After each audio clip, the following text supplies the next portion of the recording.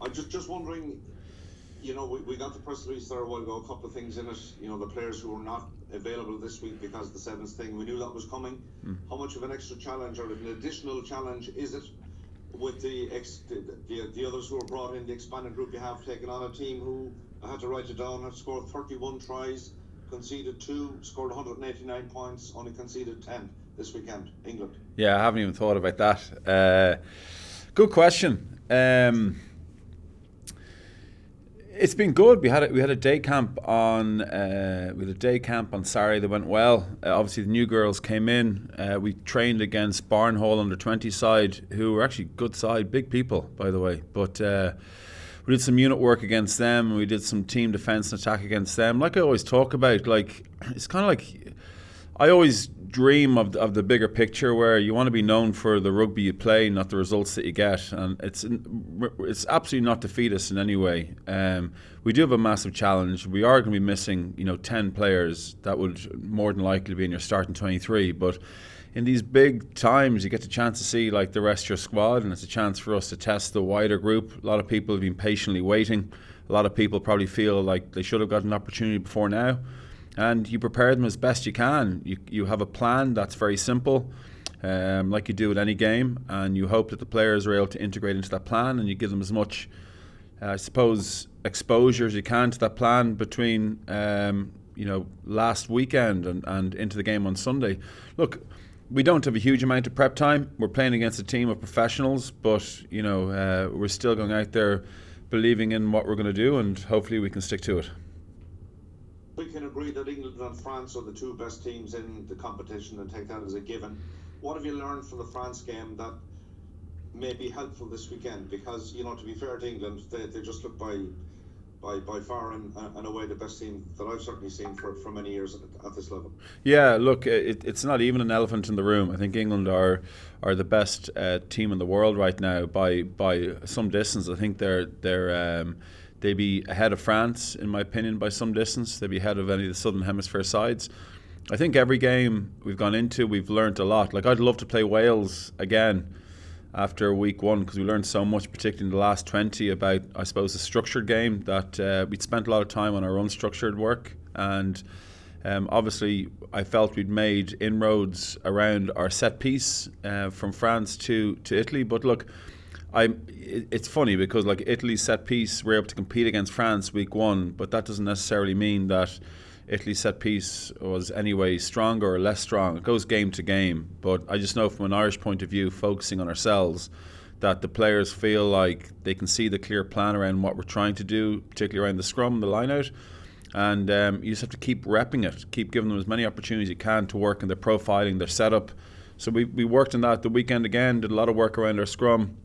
We have a session tonight at 7 o'clock. We'll do work around our scrum setups, and then we'll touch on it leading into the game on Sunday. And you're hoping that you're in a position where you're competing around the set piece, because it's pivotal to the game. And you have to stay patient defensively as well. We're playing against a really good attacking team who have got so many threats. We know that. But if you stay patient in the defence and you stick to plan, you're hoping that you can stay in the game and have a punter's chance. And you got to go in with that. And if I'm online here to you guys saying anything else, and then I may as well not be having a press conference. I think it's important that you have to be upfront and honest. It's a massive challenge we have, but I know for a fact that there's some girls who are going to be in this 23 that are going to come out of this with that kick start that they needed to become a really good international player. And we're going to get an opportunity to see those people come through, and there will be people who will come through that I think are going to surprise the people back home, and you're hoping that you can add them and improve your depth. And on the other end of it, I was in Scotland last Wednesday watching the under-18s girls play, and again, you're looking at players coming through at that level too, because that's important. You're always trying to increase the depth of players you can pick from. We're not going to Rugby World Cup. We have a 2-test tour coming up in the summer, which is incredibly exciting. We're going to have our first ever Irish summer tour, which gives us a summer programme, and we're going to be bringing in people from outside of this group, and it's about improving and developing the amount of players, corks that we have to select from. We're going to learn a lot about the player group this week. Just a final question for me, if you don't mind. Sam Monaghan is not available this week. She's been probably Ireland's best player, to be fair, over the the number of matches you've played so far. How much of a loss is she? Massive. Yeah, she came into the group. It's funny. In my opinion, she's a very different person than she was to the person that I met out in Wasps in February. She's grown so much into the role, and I think she loves the fact now she has more responsibility.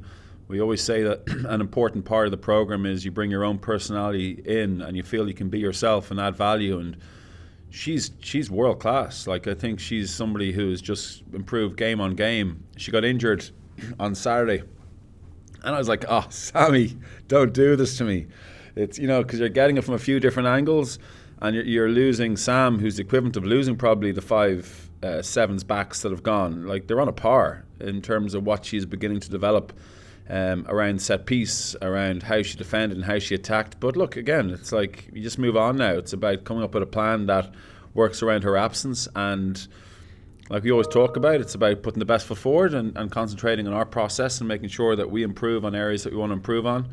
We knew this was coming, so we're prepared as best we can. Come on, enjoy it. Thanks, Corks. Hi, if I could jump in there, this is Sarah Orch from the BBC. Good to meet you. Hey Sarah, how are you? Good, thank you. Just talking about Sam, you said she got injured on Saturday. Could you just touch on what her injury is, also Aoife Wafer, and if they'll be available for the Scotland game? Sam tweaked her calf. It was a nothing injury really. She got a scan on Monday, and unfortunately the scan shows up that unfortunately I was told by the doctor had good news and bad news, and there was no good news in my opinion. I don't know where the good news is going to come from. I'd love to think that she would be available for the Scotland game, but she's not available for this weekend. And Aoife Wafer trained on Thursday, and again she had a hamstring issue, so she'll likely be missing for the last 2 games. The hope is that Sam will be available for the last game. Okay, that's great. And the 7 players that you have called in, I mean, there's a lot of names there, but for the likes of Sene Naupu, so much experience there, is it a matter of you're ringing her up because you want her to play, or she's still got her hand in the air and is desperate at 38 to still get out there? Like, firstly, age is a number. In the women's game, you notice that you're dealing with, I suppose, a younger training age of the players. Some of them don't start playing until they're in college. Sene is in the condition of her life. Sene was very close to inclusion in all 3 games so far. I felt that Stacey and Niamh deserved their start, and Sene was very close to that. And in the back of my mind, I'd stayed in touch with Sene. She's been training very hard. She was outstanding at training on Saturday. She's got the bit between her teeth.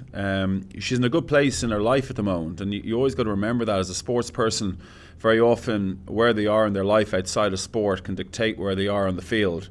She's in a really good place at the moment. She's happy, and I want her, like I talked about her yesterday, I want her to feel like this is her first ever cap. Like that 19, 20-year-old who just got the bit between the teeth, because she's in terrific condition. She's in the best shape I've ever seen her in. So she trained superbly on Saturday, and I'm looking forward to seeing her go. Like at the end of the day, is like you never, not that you have pity calls, but you're always selecting your 23 based on people that you believe are going to do the best they can for Ireland, to represent Ireland correctly. And the way she's been training, and the way she finished the AIL season as well, she's outstanding. So I'm delighted she's in, and all power to her. Looking forward to seeing her play. And just lastly then from me, how much of a focus have you built this week around what will essentially be a very fresh back line compared to what we've seen previously in the Six Nations, compared to your forwards? What was the question again, Sarah? Sorry? How much focus on training this week is on what your back line is going to look like and helping them, because this is essentially going to be a very new Irish back line we see? Nothing really changes, to be honest. Again, the girls who came in have, they've been in the WhatsApp groups, they've been at skills sessions, they know what we're looking for. I know what their roles are, they know what their roles are. Hopefully they're able to go out and execute that as best as they can. Nothing really changes from our process point of view. I mean, look, there's going to be players coming in, exciting players coming in that are getting their opportunity, a couple of first cappers. And you just hope they can go out and express themselves and add to what we're building. And as I said, it's a great test for this group, and we'll learn a lot about the core group after this game, going into the Scotland game, and then building towards our summer tour. So, yeah, we're going to learn a lot, and I'm looking forward to it.